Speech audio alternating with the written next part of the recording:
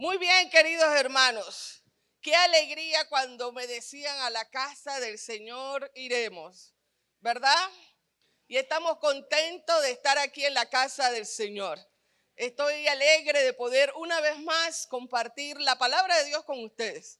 Compartir la palabra del Señor, enseñarla, es toda una responsabilidad. Porque no es la palabra mía, es la palabra de Dios. Pero es un privilegio por eso. Y esta mañana seguimos en esta secuencia que ya han dicho, ¿verdad? Que el director del culto lo decía, fundamentos. Y usted ha visto y ha escuchado ya varios temas de fundamento. A ver, hagamos un repaso. ¿Qué temas ustedes han escuchado? Desde su asiento ahí sentado con voz poderosa. Cristo viene, ha escuchado sobre la venida del Señor, exacto. Se habló sobre la venida del Señor. ¿Qué más ha escuchado? Los yo soy del Señor, ¿verdad? Comenzando con el que Dios Todopoderoso desde el Antiguo Testamento, ¿verdad? Él declara yo soy, pero que vamos hasta Jesús. Él también declarando que Él es. ¿Qué otra cosa ha escuchado? La nueva vida en Cristo. Hermano, usted ha estado varias semanas escuchando, ¿verdad? Pura teología. Todo eso es teología. Y hoy una vez más. Ahora, no se asuste la palabra teología. La teología es el conocimiento de Dios. Y cada vez que nosotros hablamos de Dios, sea lo que sea que digamos, estamos hablando del conocimiento que tenemos de Dios. Por eso es importante entonces tener un buen conocimiento para tener una buena teología. Bueno, hoy justamente hablando de estos temas de fundamento, yo quiero hablar acerca de Cristo, desde la eternidad y hasta la eternidad. Y el tema en sí es Cristo, el logo de Dios. Pero hablar de Cristo como logo de Dios es ver varias facetas de Él y es lo que voy a tratar en esta mañana de presentarles. Y lo voy a hacer a través de un texto que a mí me encanta, es uno de mis textos favoritos. Así que yo quiero invitarles a que veamos, a que veamos este pasaje que está en el Evangelio de Lucas. Ahí usted se va a ubicar, Evangelio de Lucas, capítulo 24. Vamos a estar leyendo desde el versículo 13, pero específicamente vamos a ubicar en estos versículos que usted tiene en la pantalla. Entonces, estos versículos que están en la versión Dios habla hoy, así que posiblemente suene un poquito diferente a su versión, dice así: entonces Jesús le dijo, qué falto de comprensión son ustedes y qué lento para creer todo lo que dijeron los profetas. ¿Acaso no tenía que sufrir el Mesías estas cosas antes de ser glorificado? Y luego se puso a explicarle todos los pasajes de la Escritura que hablaban de él, comenzando por los libros de Moisés y siguiendo por todos los libros de los profetas. Este pasaje que nosotros acabamos de leer está hablando de dos discípulos que son muy conocidos como los discípulos del camino de Maús. Pero en una conversación que él comienza a entablar con ellos, y ahora pues vamos a seguir profundizando esto, él se da cuenta de la falta de comprensión que ellos tienen acerca de él. Y el texto lo dice, el texto inicia diciendo que faltos de comprensión. La verdad que este pasaje lo dice muy hermoso, porque otras versiones realmente dice qué necios son. Y otras versiones dice que la palabra que realmente se usa ahí es qué tontos son. Entonces, esto va parte de una realidad. Podemos ser discípulos de Jesús, pero podemos tener no una comprensión completa, global. La verdad es que creo que nunca vamos a tener una comprensión completa mientras estemos aquí en el planeta Tierra de quién es Dios, pero podemos estar caminando con Jesús y tener una comprensión limitada de quién es Cristo. Y por eso es que estas temáticas se han estado desarrollando, para que nosotros podamos profundizar la comprensión que tenemos de Cristo. Entonces yo parto con esta pregunta, porque esta mañana voy a hablar del Logos. ¿Quién es Cristo? ¿Quién es Cristo? Creador, Hijo de Dios, nuestro Salvador, Redentor, Libertador. Okay. Nos dio una nueva identidad. Bueno, ustedes, ¿verdad?, han estado aprendiendo. Pero ahora yo quiero hacerte la pregunta un poco más personal. Y quiero preguntarte, ¿quién es Cristo para ti? ¿Qué tal si le dices al que está a tu derecha y a tu izquierda, ¿quién es Cristo para ti? ¿Quién es Cristo para ti? Bueno, ¿ya usted escuchó del que está al lado suyo quién es Cristo para usted? ¿O alguien no dijo nada? Bueno, si alguien no dijo nada, no se preocupe, no se preocupe. Y de paso aprovecho para preguntar, ¿quiénes nos están visitando hoy por primera vez? Levante la mano. Ahí hay una persona, un aplauso para ella. Ahí hay un caballero, un aplauso. Gracias por visitarnos. ¿Alguien más? Bueno, si usted no dijo nada, la persona al lado no se preocupe. Pero yo estoy segura que nosotros hemos escuchado de Cristo muchas veces en nuestra historia. Así que Cristo tiene que ser para nosotros, tenemos que tener alguna representación, alguna idea de quién es Cristo para nosotros. Entonces, yo quiero comenzar diciendo, queridos hermanos, antes de que nos metamos en el sancocho del texto, que Jesús es el Logo de Dios. Pero, ¿qué significa la palabra Logos? Porque es una palabra que de repente para nosotros no es tan clara. Pero sí, cuando nosotros escuchamos la palabra Logos, ¿qué nos viene a la mente a nosotros? La palabra. Hoy día cuando usted escucha la palabra logo, ¿qué le viene a la mente a usted? Una marca, ¿verdad? Una imagen.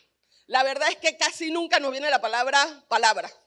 Nos viene la palabra, es una imagen, es una marca que identifica, en este caso, una organización, ¿verdad? Es un distintivo, identifica a algo, a alguien, una organización. Entonces, cuando nosotros hablamos de logo, estamos hablando de algo que da identidad, en este caso, a una organización. Entonces, la palabra de Dios nos enseña que Cristo es el logo. Y si nosotros lo vemos desde la perspectiva de hoy, definitivamente que sí, queridos hermanos. El logo es aquel que nos va a dar conocimiento de quién es Dios. Es el distintivo de Dios. Hace referencia a Dios. La verdad es que logos, cuando vamos allá a los tiempos griegos, logos significaba el principio organizador del cosmos. Imagínense, el principio organizador del cosmos. Cuando vamos al judaísmo, el judaísmo representa al logos como la palabra de Dios, como la sabiduría de Dios. Y Juan lo eleva a la máxima expresión cuando esta mañana usted escuchó el pasaje que decía que en el principio era el verbo y el verbo era con Dios y el verbo era Dios. Y la palabra que se utiliza ahí en griego es logos.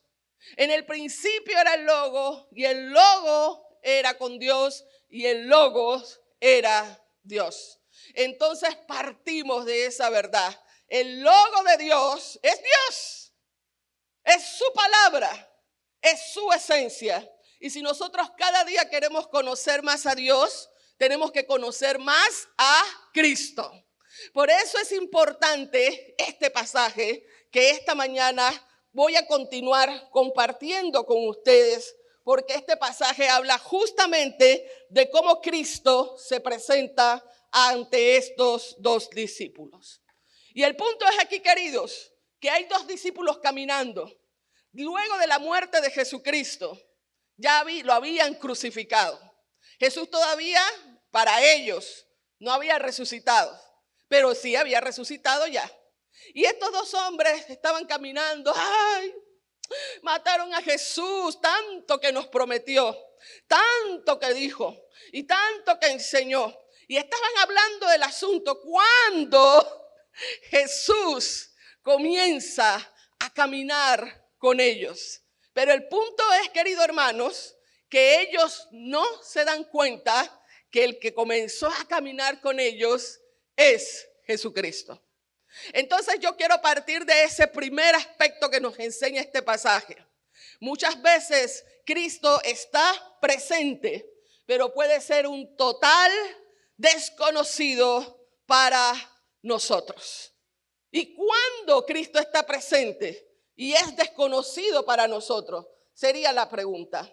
Ahora, ¿por qué se le aparece Jesús a estos dos discípulos? Yo todavía no sé.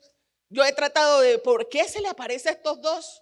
No era del grupo de los 12, estos dos. ¿Por qué se le aparece a estos dos? El texto dice que uno se llamaba Cleofas, el otro nunca sabremos cómo se llamaba. Lo cierto es que ellos están tristes, están acongojados, y este es uno de los pasajes que nos presenta una de las mayores tensiones bíblicas y teológicas, porque hay una esperanza truncada, una fe posiblemente destruida y una incomprensión de quién es Jesús. Y Jesús toma el tiempo para caminar con estos dos que son desconocidos para nosotros y comienza a tomar la iniciativa. Ahí siempre yo lo voy a decir, queridos hermanos. Dios siempre va a tomar la iniciativa. Porque Dios tiene interés en que tú y yo le conozcamos cada día más. Dios tiene interés en tener una relación personal contigo. Dios tiene interés de que esta humanidad sea salva. Y por lo tanto Él va a intencionar todo espacio, todo momento para que nosotros podamos conocerle mejor. Así que Él se acerca, comienza a caminar, pero aquí está caminando, vea esto, el Cristo resucitado. No es nada más y nada menos que el Cristo que resucitó, el que comienza a caminar con ellos y ellos no se dan cuenta. Y entonces Jesús le pregunta, ¿ustedes de qué están hablando? Este es el único texto bíblico donde yo veo que Jesús 2 veces se hace. No voy a decir que se hace. 2 veces se hace. Y comienza a caminar con ellos. ¿Ustedes de qué están hablando? Y ellos dicen, tú eres el único forastero que no sabe de qué se está hablando. Y se detienen y comienzan a decirle. Ahora, examinemos el texto, queridos hermanos, porque vamos a ver las limitaciones teológicas que ellos tienen acerca de Jesús. Mire, vamos a ver esas limitaciones teológicas. Ahí está el pasaje, usted lo puede ir siguiendo, versículo 19. Ellos comienzan a decir en el versículo 19 que lo que Jesús de Nazaret era un profeta poderoso en hechos y en palabras delante de Dios y todo el pueblo, y cómo los jefes de los sacerdotes y nuestras autoridades lo entregaron para que lo condenaran a muerte y lo crucificaran. Escucha esto, nosotros teníamos la esperanza de que Él sería el que habría de libertar a la nación de Israel, pero ya hace 3 días que pasó todo eso. Y aunque algunas mujeres que están con nosotros nos han asustado, pues fueron de madrugada al sepulcro y como no encontraron el cuerpo, volvieron a casa. Entonces, usted lo puede seguir leyendo. Yo no lo voy a hacer por causa del tiempo. Pero aquí nosotros vemos varias limitaciones. La primera, había solamente una perspectiva de quién era Jesús para ellos. Ellos no dicen Jesús el Señor. Ellos nos dicen Jesús el Hijo de Dios, el Mesías. Ellos nos dicen Jesús, ¿verdad? El Hijo del Hombre. No, ellos dicen, sabemos que Jesús era un profeta. La perspectiva que ellos tenían de Jesús no era una perspectiva, Él es el Mesías. Estos 2 discípulos están perdidos, están bien perdidos. Ellos dicen, habíamos visto, creíamos, habíamos escuchado un profeta de Dios. Hay una perspectiva humana de quién es Jesús. Lo segundo que nosotros vemos en el pasaje es que ellos pensaban en Israel, en la salvación de Israel sería dada por Jesús. Y la idea que ellos tienen del reino de Dios, ese reino que Jesús tanto enseñó, era un reino totalmente terrenal. Ellos creían en su corazón que Jesús le iba a salvar del pueblo romano, que los iba a liberar del imperio romano, pero no sabían que el reino que Jesús hablaba trascendía el reino de Israel y es un reino eterno, es un rey que abarca más, es un reino mucho más profundo. Pero ellos creían que el reino que Jesús hablaba era un reino totalmente terrenal. Y lo tercero, ellos escucharon el testimonio de las mujeres, pero no creyeron. Esta están loca, sepa Dios qué pasó. No creyeron y no se acordaron de lo que Jesús había enseñado, de que Él resucitaría al tercer día. Y por último, nosotros vemos que ahí hay una fe totalmente impersonal. Mire las limitaciones de estos hombres. Miren cómo ellos vivían su fe con relación a Dios. Y muchas veces nosotros, queridos hermanos, cuando pensamos en cómo está nuestra perspectiva de Dios, en cómo está nuestra fe, tendríamos que pensar, ¿mi fe con Dios está basada en una relación personal con Él? ¿O mi fe con Dios está basada en un conocimiento que tengo de Él y que es un conocimiento que puede ser incompleto?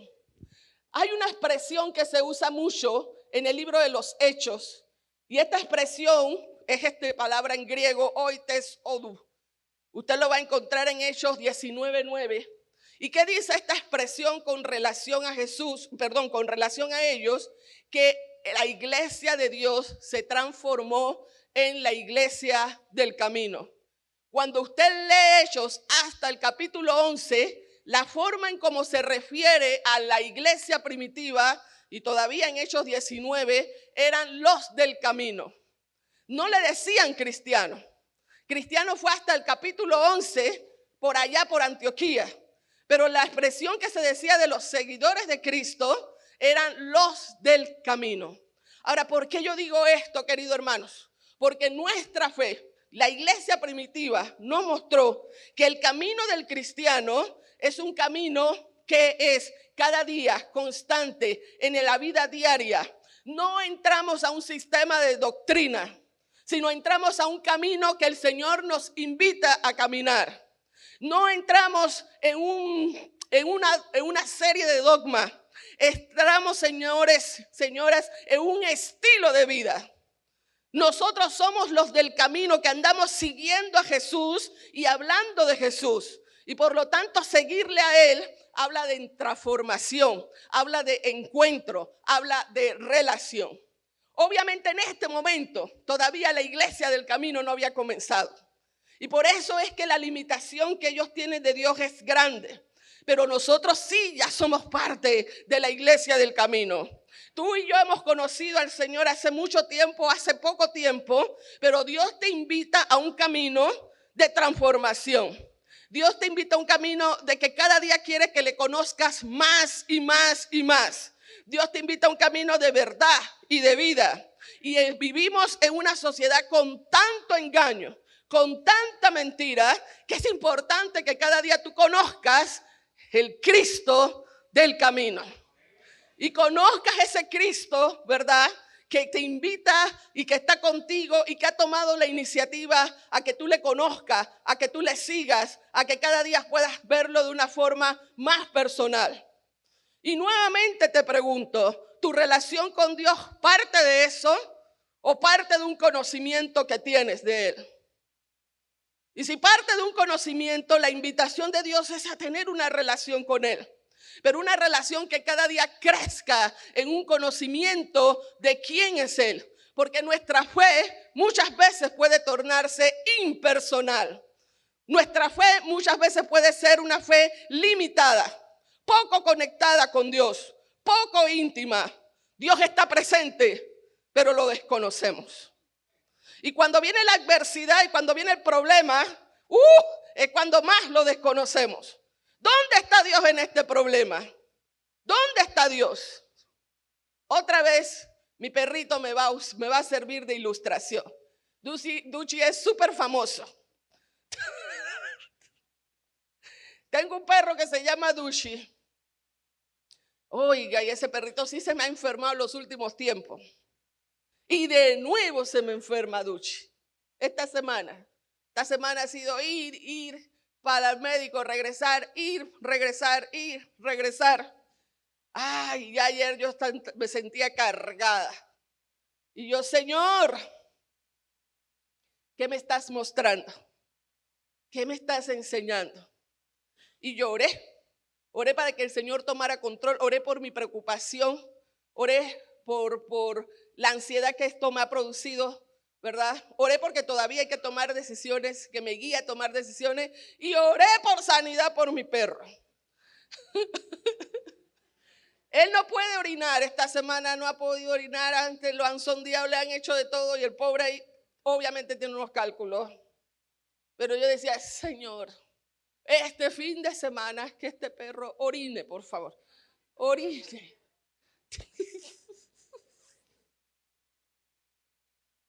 Cada vez que alza la pata estoy yo así, ¿ves?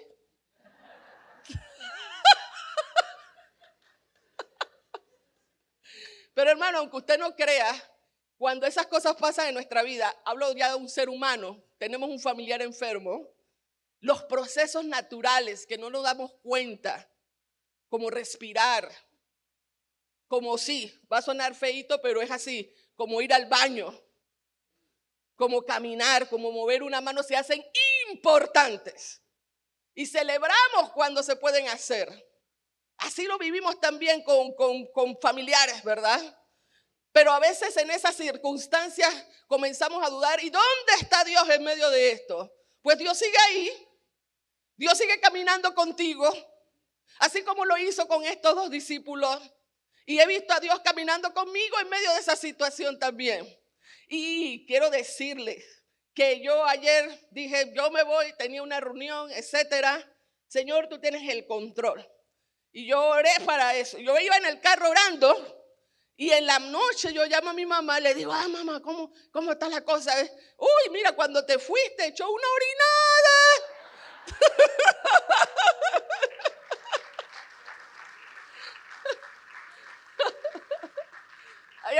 Yo digo, Señor, que hoy siga así, porque ya mañana lo puedo de nuevo llevar al veterinario, ¿verdad? Si Dios tiene, mire, yo le digo a la gente, si de estas cosas tan pequeñas, ¿verdad? Tan insignificante, claro, para mí es muy significante, pero realmente es insignificante porque es un animal. Dios tiene control, Dios tiene cuidado. ¿Cuánto más de ti? ¿Cuánto más de tu vida? ¿Cuánto más de las cosas que estás pasando en tu trabajo, en tu comunidad, en tu familia? ¿Cuánto más? Él es el logo desde la eternidad y hasta la eternidad. Él es Dios. Y por eso tenemos que conocerlo. Pero una vez yo aprendí hace muchos años, solo se puede amar a quien se conoce. No amamos a quien no conocemos, esa es la verdad. Podemos tener simpatía, podemos tener cariño, pero solo se ama a quien se conoce. Y la invitación es que le conozcamos, porque el desconocimiento de quién es Dios muchas veces no viene de que no lo veamos solamente en las situaciones peligrosas o adversas, sino que el desconocimiento de quién es Dios es porque no le conocemos lo que es, lo que la Biblia nos enseña en su palabra. ¿Sabe que al pueblo de Israel le pasó lo mismo? El pueblo de Israel dice Oseas capítulo 4 versículo 6, mi pueblo fue destruido porque le faltó conocimiento. ¿Conocimiento de qué? De estrategia, de metodología, de historia. Desconocimiento de su Dios, de quién era Dios. Le faltó conocimiento de Dios. Entonces, cuando nosotros no conocemos a Dios, cuando nosotros tenemos esa falta de conocimiento de Dios, ¿sabe qué va a pasar? Comenzamos a llenar el lugar de Dios con otras ideas, con otras cosas, con otros dioses, en pocas palabras. Y se forma entonces la idolatría. Eso pasó en el pueblo de Israel. Estaba Moisés con Dios y Moisés estaba en las alturas con Dios, ¿verdad? disfrutando la presencia de Dios, pero no bajaba del monte. Y el pueblo se comenzó a exasperar, el pueblo se comenzó a inquietar, el pueblo se comenzó de, ay, ¿dónde está Moisés? ¿Qué nos va a pasar? Ay, ay, ay, ay, ay, ay. ¿Y sabe qué? El desconocimiento de quién es Dios. Y comenzaron a hacerse un becerro de oro. Porque cuando el espacio que tiene que llenar Dios lo llenamos con otras cosas, lo único que resulta es idolatría. Es el Cristo, el logo de Dios, desde la eternidad y hasta la eternidad. Entonces, decía el Señor a Tozer, el mayor obstáculo para conocer a Dios no es la ignorancia, sino la ilusión que ya le conocemos. Entonces muchas veces creemos que conocemos a Dios, que sabemos mucho de Dios, pero si no nos estamos relacionando con Él, si no tenemos esa intimidad con Él, queridos hermanos, desconocimiento de Dios tendremos o un conocimiento muy limitado de quién es Dios. Y yo voy a avanzar porque si no se me va el tiempo. Y voy a mencionar lo segundo. Así que Jesús los escuchó a ellos y le dice, perdone, mi mente es muy así, de que conecto cosas con aprendizajes que yo he tenido. Y yo veo a Jesús que no es necesariamente así, pero en la mente de Marina, yo veo a Jesús diciendo, ay, Señor, ¿hasta cuándo esta lucha? Ya he resucitado y estos todavía piensan así de mí. Entonces él dice, espérense un momentito, vamos a aclarar esto. Voy a ayudarles a que ustedes puedan conocerme un poquito más. Y él quiere ser un Dios desconocido a ser un Dios conocido. Y por eso vemos que Cristo es el corazón de la palabra. Y él comienza a compartir la palabra. Ahora vamos a leer este pasaje, este versículo, por favor. Lo vamos a leer todo desde la pantalla, ¿le parece? Dice, todos juntos, entonces Jesús les dijo, qué falto de comprensión son ustedes y qué lento para creer todo lo que dijeron los profetas. ¿Acaso no tenía que sufrir el Mesías estas cosas antes de ser glorificado? Ahí pausa porque viene la cosa buena. Luego se puso a explicarle todos los pasajes de la Escritura que hablaban ¿de quién? ¿De quién? Oiga, pero si Jesús está en el Nuevo Testamento, no en el Antiguo. ¿Qué pasó ahí? ¿Qué pasó ahí? Pero vamos a seguir leyendo. Se puso a hablar de todos los pasajes, a ver, me perdí yo, que hablaban de él, comenzando por los libros de Moisés y siguiendo por todos los libros de los profetas. Dése cuenta, queridos hermanos, que Jesús no comienza el día que nació en el pesebre. Su humanidad, su encarnación se da ahí. Pero Él es desde la eternidad hasta la eternidad, porque es el logo de Dios. Entonces, viene una de las partes más hermosas de este pasaje y de toda la Escritura, porque es la primera vez, aunque Jesús enseñó muchas veces, pero es la primera vez que Jesús reinterpreta la Escritura desde Él mismo. Él hace una reinterpretación de la Escritura y comienza a enseñarle a ellos, aprendan a leer estos textos, por favor. Comienza a hacer una reinterpretación de la Escritura, pero a partir de Él. Y yo le voy a mostrar alguna de esas figuras que nosotros encontramos en la palabra de Dios. Por ejemplo, encontramos desde el Génesis, ahí usted lo está viendo en la pantalla, encontramos desde Génesis que cuando Abraham, dirigido por Dios, iba a sacrificar a Isaac, ¿verdad? Y solamente Dios estaba viendo la obediencia a Abraham. Abraham estaba dispuesto a sacrificar a su hijo, porque dice el texto bíblico, él tenía la convicción o la fe de que Dios lo iba a resucitar. Pero el punto ahí es que ya ahí tenemos una imagen de Jesucristo. El Hijo único que iba a ser sacrificado. Así que es como si usted toma una foto, ¡clic! Primera foto, una imagen de Jesucristo, el Hijo único que iba a ser sacrificado. Segunda foto, cuando estaban en el Éxodo, el pueblo de Israel, para ser liberado, el Señor ordena que se sacrifique un cordero. Y ese cordero tenía que ser perfecto.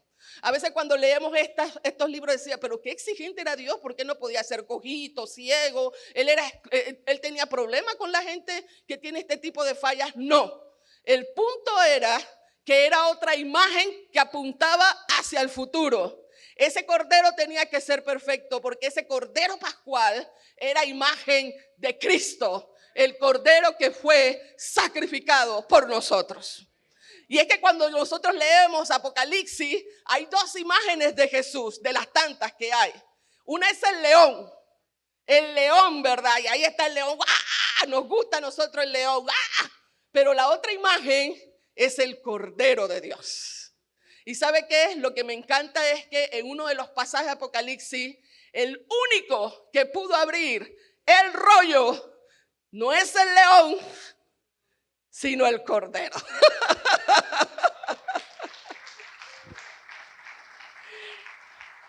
Cristo, otra foto hacia el futuro. Yo me imagino que Cristo le fue leyendo, oye, mira lo que pasó aquí, mira lo que pasó acá, ¿verdad? La otra foto, ahí tenemos, ¿verdad?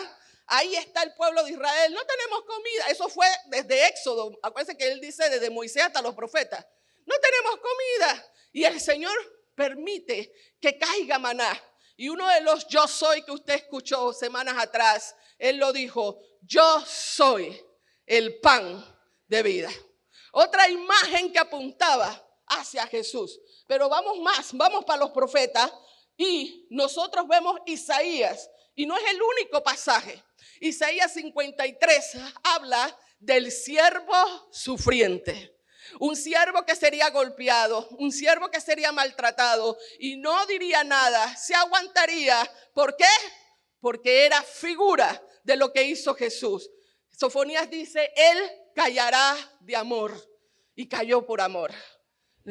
Entonces, otra foto, Daniel, profeta. Daniel constantemente nos presenta una figura de Jesús o un nombre de Jesús, el Hijo del Hombre. Y el Hijo del Hombre lo que hablaba era de la humanidad de Jesús, pero que era el Hijo de Dios, el Mesías. Ahí está. Así que yo me imagino a Jesús hablándole de todas estas cosas a estos hombres, abriéndole la escritura y ellos dándose cuenta de la importancia de poder reinterpretar el texto bíblico, pero a partir de quién es Cristo. Cristo es el hilo conductor, queridos hermanos, de toda la escritura. Desde el Génesis hasta Apocalipsis, Cristo está presente. Y nosotros para entender el texto bíblico, porque Él es el logo, Él es la palabra, tenemos que entenderla desde quién es Cristo en la palabra de Dios. No es que Cristo hizo una nueva escritura, no. Cristo hizo una nueva lectura. Y yo te invito, si de repente quieres conocer más, necesitas hacer esas lecturas, una nueva lectura del pasaje. Él no añadió nada. Porque Él está en todas las escrituras.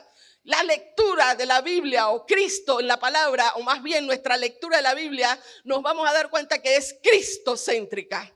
Porque Cristo es el cumplimiento y la clave de interpretación de las escrituras. Desde el principio hasta el final. Por eso, queridos hermanos, la palabra de Dios no es solamente una historia de moral. Dios quiere y nos va a decir ahí qué es lo que tenemos que hacer. Pero la palabra de Dios no es solamente una historia de moral. La palabra de Dios no es solamente una historia sobre el pueblo de Israel. Sí habla del pueblo de Israel. Pero la Biblia, la palabra de Dios, no se centra en el pueblo de Israel. Es parte del propósito de Dios. La palabra de Dios tiene que ver más que con letras, queridos hermanos. tiene que ver con una persona. La palabra de Dios tiene que ver con una persona y es la revelación progresiva del plan redentor de Dios a través de Cristo.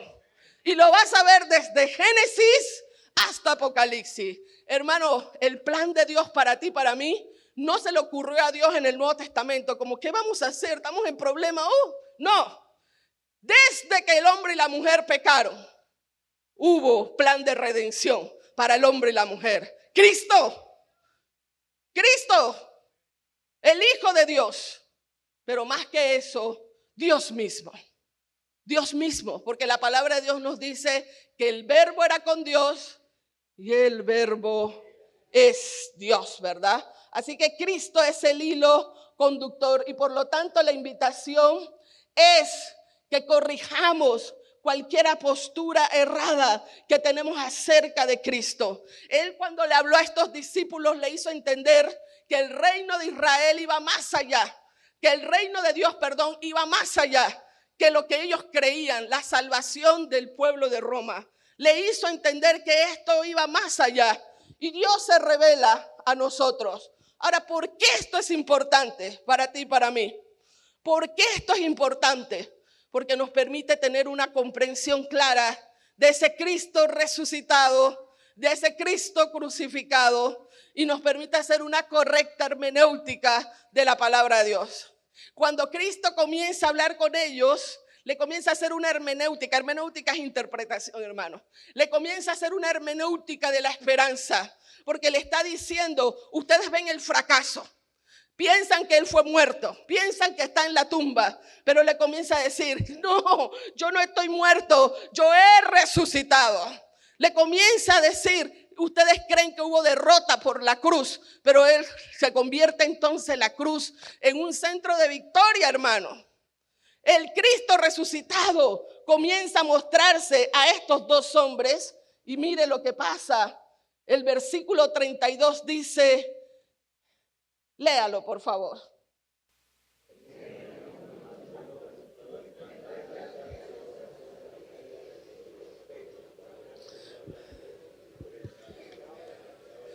Hermanos queridos, cuando ellos comenzaron a escuchar toda esa reinterpretación de Cristo, el corazón le comenzó a arder.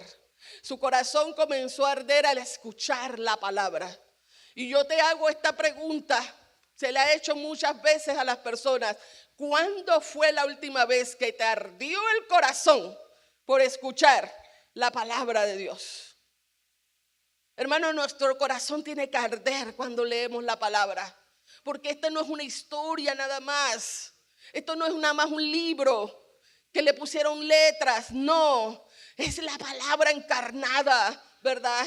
Entonces el corazón nos tiene que arder cuando nosotros comenzamos a estudiar la palabra, comenzamos a leer la palabra y la palabra nos comienza a hablar a nosotros de todo lo que es Cristo y de todo lo que es Dios, hermanos. Él es la imagen visible de Dios. Él es el mensaje vivo de Dios. Él es la identidad perfecta de Dios. Y repito, si quieres conocer más a Dios, tienes que conocer más de Cristo. ¿Y quién te lo va a decir? La palabra de Dios. La palabra de Dios. Unámonos, conectémonos con la palabra de Dios, porque eso va a comenzar a traer transformación en nuestra vida. La transformación de personas a través de la historia, ¿sabe a través de qué ha sido? De su conexión, de su relación con la palabra de Dios. Porque Dios comienza a hablarte, Dios comienza a hablar a esa persona y comienza la transformación. A los 14, 15 años, hermanos, yo me enamoré de la palabra de Dios y yo comencé a estudiar el texto bíblico. Y yo agarraba la Biblia, no sabía método, no sabía nada de hermenéutica, nada de nada. Yo agarraba el texto, lo leía y lo que Dios me hablaba, yo lo anotaba en un cuaderno. Esos cuadernos por ahí lo tengo bien resguardados.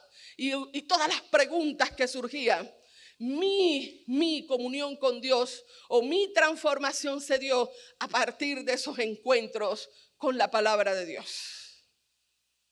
Porque cuando leemos la palabra de Dios no es solo letra, hermanos. Es la palabra encarnada, es el logo de Dios y Dios comienza a mostrarse a nosotros a través de su palabra. ¿Cuándo fue la última vez que ardió tu corazón a través de la palabra? Yo estaba predicando el año pasado, estaba hablando de las cartas de Juan, estaba en un encuentro de estudiantes y predicando, de repente yo estoy hablando, predicando y hay un muchacho que se para y se va. Ahí era un área boscosa, así que se metió entre los árboles y yo dije, bueno, pero yo seguí predicando, ¿okay? Y ahí terminamos y al final, bueno, en un momento dado siguió el día, porque era un campamento, y yo me acerco a este joven y le pregunto cómo estaba, qué pasaba, qué pasó en ese momento. Para mí fue una alegría lo que pasó, porque sé que solamente fue producto de lo que el Espíritu Santo hace a través de su palabra. Pero este joven dice, es que no aguanté lo que decías. La palabra comenzó a arder en mi corazón y fue a encontrarse con Dios, fue a orar con Dios.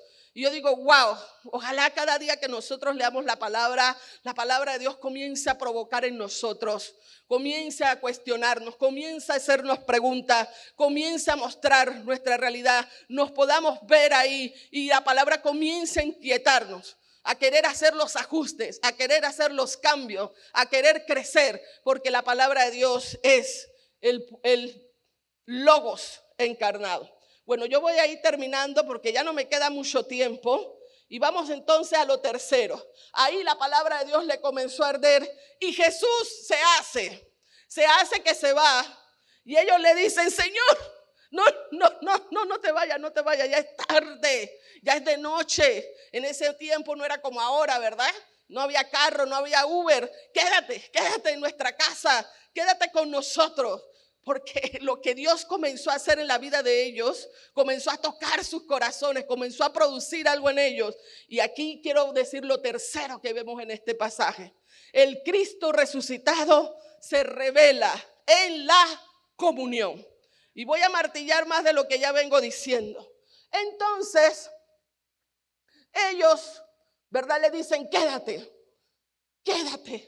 A mí me parece es un ruego, quédate con nosotros, porque ya es tarde. Y entonces estaban ahí, comenzaron a comenzar a comer.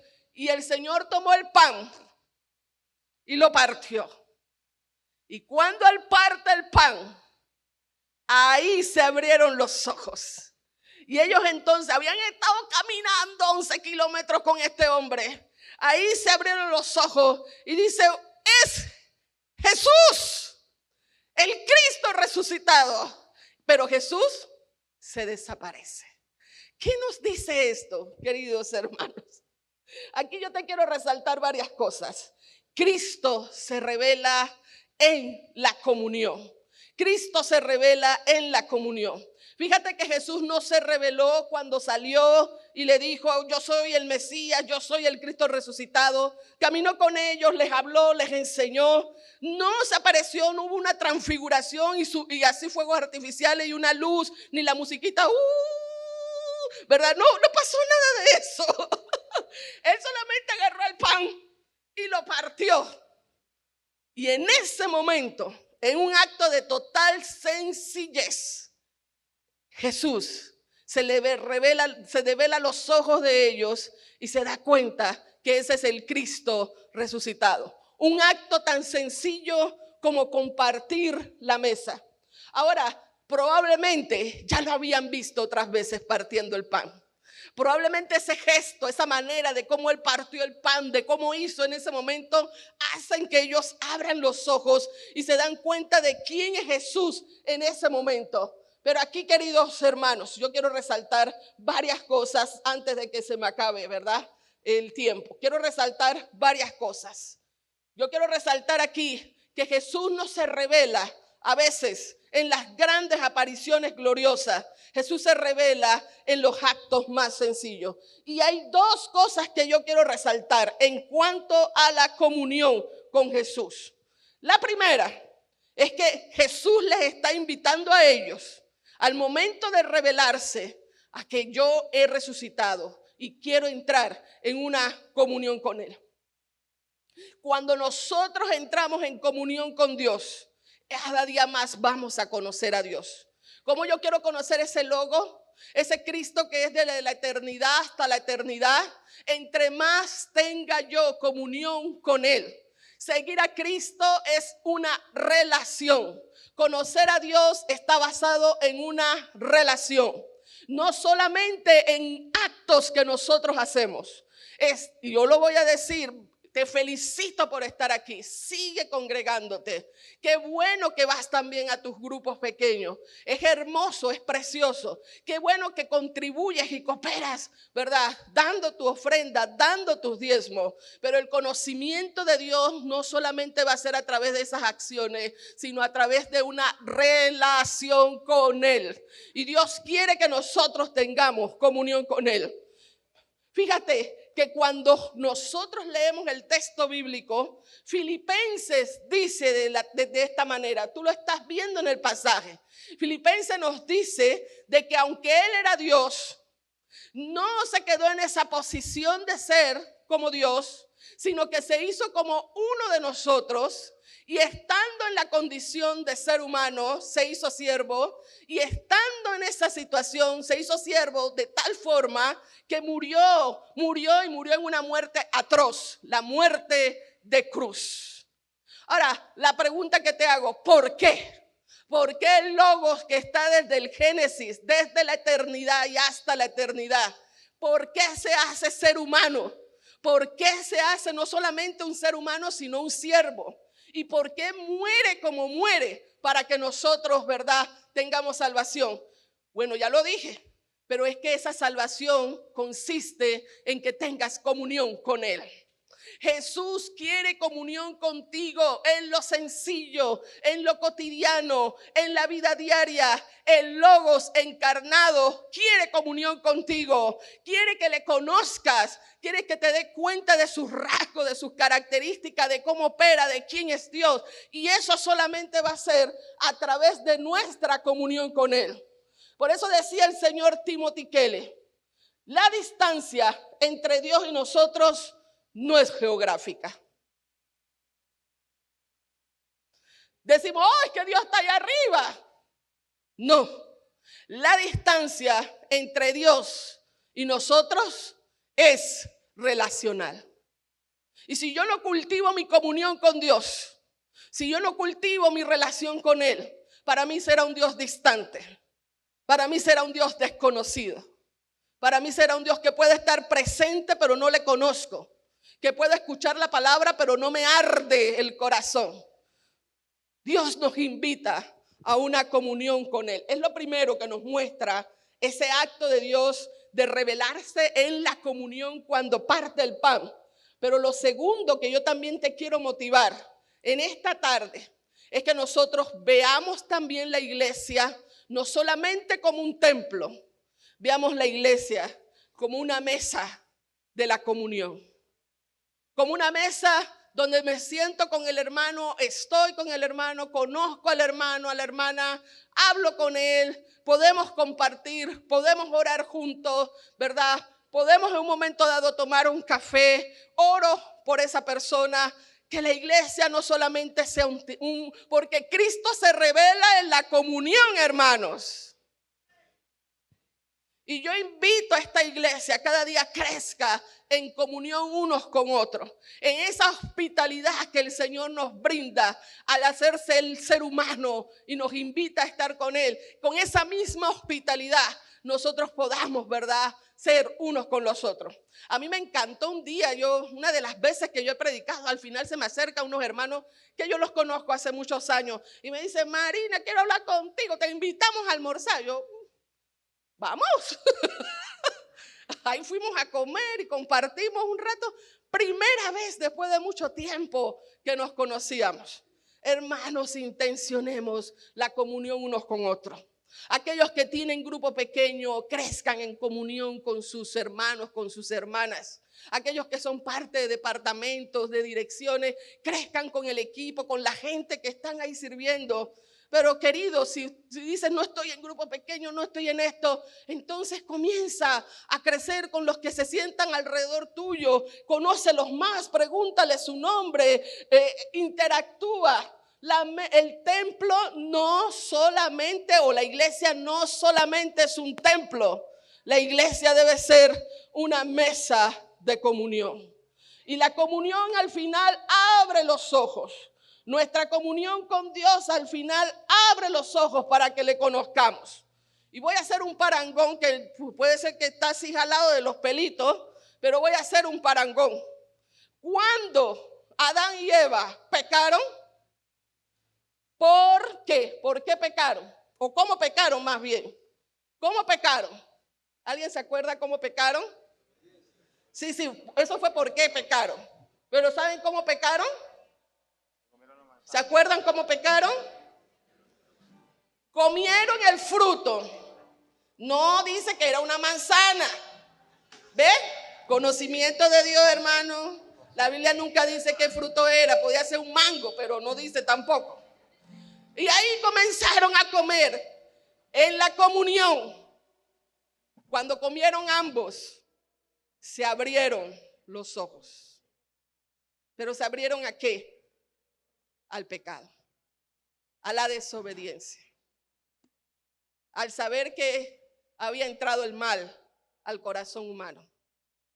Pero en la mesa con Jesús, al partir el pan, en la comunión, los ojos de ellos fueron abiertos.